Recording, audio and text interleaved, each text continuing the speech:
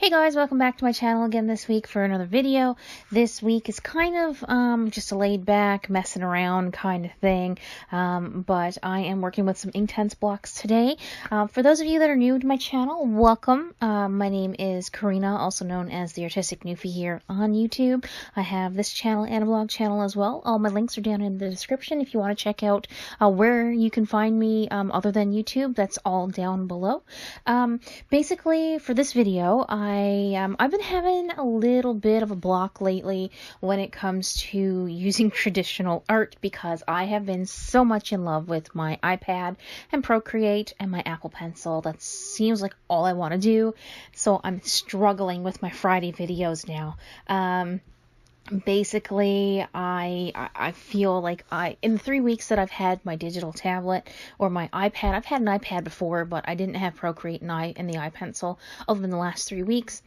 I feel like I'm getting quite a bit better at it, and I feel like it's more convenient than doing my traditional work, so I'm kicking myself in the butt because I love doing my traditional work, but I just can't get in the groove to actually do it. So for this video here, I wanted to just sit down and I wanted to just play around with the ink, and I just wanted to just see what came about working with it and whatnot.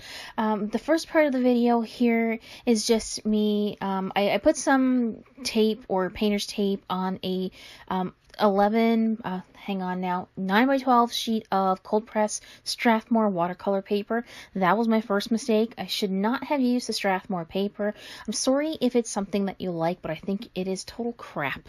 And I wanted to just use the Strathmore paper because I wanted to just mess around. I wasn't planning on using this for anything other than the video here. It was just me just experimenting, playing around. I haven't done this type of work with Inktense blocks before, and I just wanted to give it a go. I should have used my Canson paper. Now, mind you, Canson is, to me, is a little bit of a step up from Strathmore. Strathmore paper, to me, is great if you're you're new, you're a kid. I don't know, I don't feel like Strathmore is as good as Canson paper, and someone else could think, the complete opposite, that someone could think that the Strathmore paper is a hell of a lot better than the Canson paper, and that is totally cool. That's your opinion, and this is mine, so I don't like Strathmore paper. I'm sorry. It is what it is. I used to absolutely love this paper. I did. When I did Lifebook back in 2014, this is the paper that I purchased for that. And then I found Canson watercolor paper, the 140-pound cold press, and I found it's so much better. It's not as toothy as the Strathmore paper, and personally I feel like it can hold a bit more water than this paper that I'm using here because this started to buckle right away. I know it's going to be hard for you to see on the screen here because it is overhead, but it's starting to buckle quite a bit, and you'll see how the paper buckled as well towards the end of the video when I go and cut out these rectangle thingies that I'm doing here. But the first wash that I did, the first one, it didn't go on as dark as what I wanted, so I went straight in with a little bit of water right on the block, and I added that to the paper after. And again, the more layers I put on there, the more the paper buckled, and I was getting so frustrated. I usually do these types of things with, or these types of paintings with gouache, or I use a bit of watercolor to do it, or a combination of both, because you can mix the two, or use gouache as more watered down as you would watercolor. And I find that I kind of have that medium kind of, it's not perfected by any means, but I kind of feel like I have more of a control. But with this ink, once it's down and it dries, you're not moving it. It's staying there. So it gets a little frustrating for me, especially when I go in to try to fix something and I can't. So that was one of the struggles that I had with this. So first thing I shouldn't have done, I shouldn't have used the Canson or the Strathmore paper, and two, I should have maybe used a different medium rather than ink because it got a little bit frustrating. I have made more mistakes in this video, so stay tuned for some more mistakes.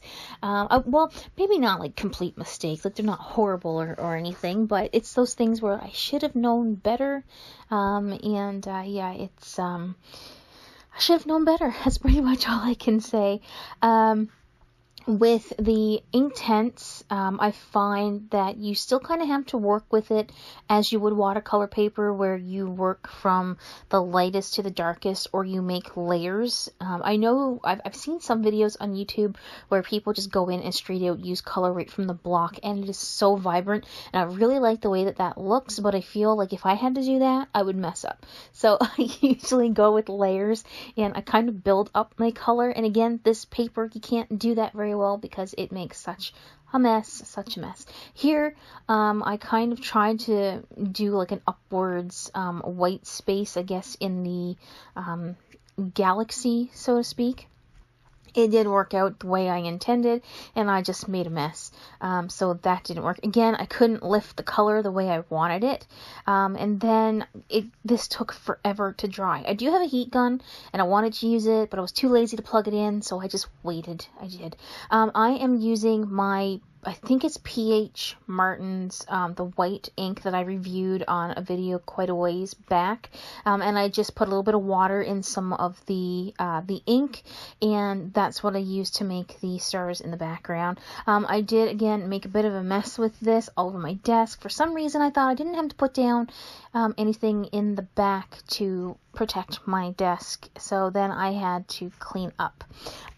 So that's kind of what I'm doing here, but you know, this is the easiest way for me to put stars in the background. I don't like that pencil, not the pencil, why am I saying pencil? When you take a toothbrush, that's what I'm trying to say, and you kind of flick it all over the place. I feel like that makes a bit of a bigger mess. So here you can see that I'm trying to get the paper back to normal, and I'm cleaning up that mess that I made. This is another mistake that I made right here with the trees. Usually when you're painting a watercolor background, you should start from the back and make your way forward to the foreground. I guess that's how you say it. So you should start with the lightest colored trees in the back, kind of more to where they're like shadows, and then you build up to the foreground to this like big black tree that I'm doing here. I went backwards, and I knew the difference, and for some reason I just did not follow my own advice, and I started with the tree closest to me that was the darkest, and then when I went in to put all the little branches in off to the side, they kind of overlapped each other, and you could see the back tree showing through the branches of the tree that's in front of it. That was not what I was intending to do, and I really don't like how I did the branches on these trees. It does not look good. Again, like I said, I was having so much trouble with wanting to get back into working with traditional art. I just wanted to sit down and just mess around with something, and whatever came out of it, came out of it. So this is pretty much what I'm getting here. I kind of tried to make the trees not so straight, and I feel like I've made some of them too crooked. I don't know, maybe I'm just being over, I'm nitpicking my own artwork here, but needless to say, the middle one is not my favorite. The trees in the front started out pretty good, but like I said, I didn't listen to something that I already knew, working from the back to the front, and I feel like I messed it up, especially with some of the branches, and it just doesn't look the way that I wanted it to look. So, but we're gonna move on from that. So while I'm finishing painting this one tree here, I just wanted to let you guys know that I have been putting out studio vlogs on my channel, and I would like to, if possible, get some feedback as to whether or not you're enjoying those vlogs. If you want me to continue making them, I can, or if I should just maybe keep my vlogs to my other channel and just focus on growing that particular portion of my creativity, I guess, which is not daily vlogging, but you know, I do vlog off and on, and I've been putting up my studio vlogs on Tuesdays, but I've noticed that there's not a whole lot of people watching the video right to the end, so I don't know if it's not interesting or if people just don't like vlogs to begin with, even if they are pertaining to art. So if I could get some feedback on that, it would be great. I mean, I really enjoy doing them, but I don't want to put videos to bombard my channel where people just, they're not getting them or they're not liking them, so to speak. So I'd like to, you know, get some feedback and see how that's going there. I'm still painting in the trees and everything here, and like I said, I feel like I didn't do the greatest of jobs with this middle one. It's not horrible, you know, the more that I look at it, you know, it's okay, but I feel like I could have done better. And I'm sure everybody's had that feeling at some point in time where, you know, it's the art that you made is, it's good. It's not the worst thing you've done, but yet it's not what you were aiming for, or it's not to your standards. Not saying that it's not great, but I don't feel like it's the best. These other two, I kind of had to struggle to figure out what I wanted to put on them, and I figured that I would just do some simple silhouettes still as the second one, or the middle one's tree silhouettes. So I thought that I'm going to be working on the one to the right here right away, and I'm going to be putting a little lighthouse silhouette at the bottom with a couple trees and some birds and whatnot. And I feel like this one could have turned out a little bit better if I maybe made the bottom portion just slightly bigger and made the you'll see that I'm painting it right here. That I don't think I filled out that portion of the paper enough. I like the way that it looks, but I think I should have made it a little bit bigger. And I don't want to have any comments down in the comment section saying that I'm beating myself up over all of this stuff. It's really good to critique your work sometimes and to see where you could have done better. And like I said, this was just an experiment that I was doing, just playing around with the medium, and I can see where I could have done better. And if I do try this again, hopefully the next time I get more suiting results to what I was looking for. But I mean, these turned out okay for what it is. But I just wanted to, I didn't know what to put on this one, and it was kind of, you know, like a sunset or what have you, or maybe it's sunrise, I don't know. But I just wanted to put a little lighthouse down there, and I wanted to just put a couple birds in, and I kind of wanted to keep this one a little bit simple. Another thing that I feel like I maybe shouldn't have done was went in and I put a like a crescent moon, I guess, up in the sky, and I made it huge, and like I over exaggerated the moon, and I think that maybe that may have thrown off the painting just a little bit. But the reason why I did it, if you can't see there, I've got a little splotch from where I dropped some water on the painting, and I wanted to fill that in somehow, so I figured, let's just go ahead and put a moon in there, and that's pretty much what I did. But like I said, I feel like maybe I shouldn't have done that. I don't know. Let me know what you think. How do you think these turned out? So basically all of this is done with the Inktense blocks except for the white that I'm putting on here. That's done with the P.H. Martin white ink. It's not the Bombay ink. It's not that kind of ink. It's a different kind. I'll put a link up in the corner somewhere in this video of the ink that I did use, so you can go and watch that video if you feel like it.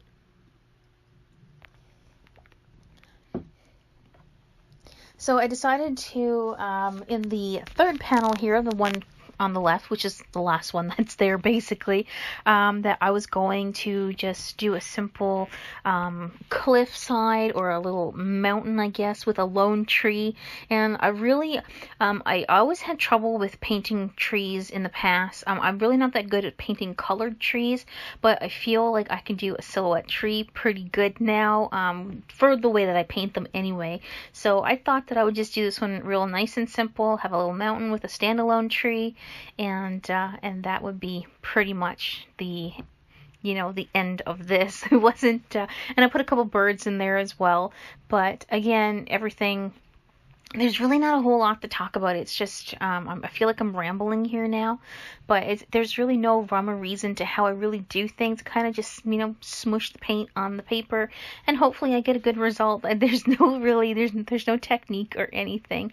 But again, I didn't speed up these or this video as much as I normally do, just in case there's someone who maybe would like to follow along, or because it's a slower version of the video, maybe you can learn something from it more so if it was sped up really, really fast. So that's pretty much it. I do take off the tape around the outside, and I cut out the sections as well so you can see what they look like when they're cut out. I mean, if you really wanted to, you could use it as a bookmark if you have a laminator. The one thing that I did find, though, was when I was taking the tape off, that the paper would rip, and I repositioned the green tape quite a bit, so it's kind of frustrating that it still ripped the paper. But again, I didn't have my heat gun, and I could have reactivated the glue in the tape to make it easier to come off. But again, like I said, I was too lazy to do it, and I paid for it because the paper got all ripped up, and yeah, after you cut it out, though, it doesn't look too bad because most of the tearing of the paper was kind of in the center of the tape, and you can probably see the paper coming off there, and like I said, it was a little bit frustrating, but it's kind of my own fault. So if you're using tape on paintings, make sure you have a heat source so you can get the tape to loosen up before you start ripping it off the paper. And if you're using a better quality paper, there's a higher chance that even if you don't use a heat gun, it won't rip the paper anyway. But like I said, I'm not using the best paper. The Strathmore paper is the one in the yellow pad. I'm not 100% sure what exactly it's called because I don't have it with me. But here, when I'm showing the paintings like this, I think they look really good. And they don't look too bad at all. But I'm going to end up cutting them out. And like I said, you can use it as a bookmark, or you can use them as mini paintings, just to, stick in a card as a thank you for a friend or something. I don't know, whatever it is you wanna do with it. But depending on how they look in the morning, usually after I step away from something for a little while and I go back to it, I kind of feel like I like the painting a little bit more. So we'll see how I feel about it in the morning. Maybe I'll laminate them to try to sell them if I can fix the little there's a couple little smears of the paint on the paper that maybe a white pen can fix. So we'll see what happens in the morning. I'm not going to have this in the video, of course, but yeah, I'm going to let you guys go. Thank you guys so much for watching, and if you have any questions or comments, as usual, leave them down in the comments section, and I hope you guys are doing great, and have a great weekend. I'll see you in the next video. Bye for now.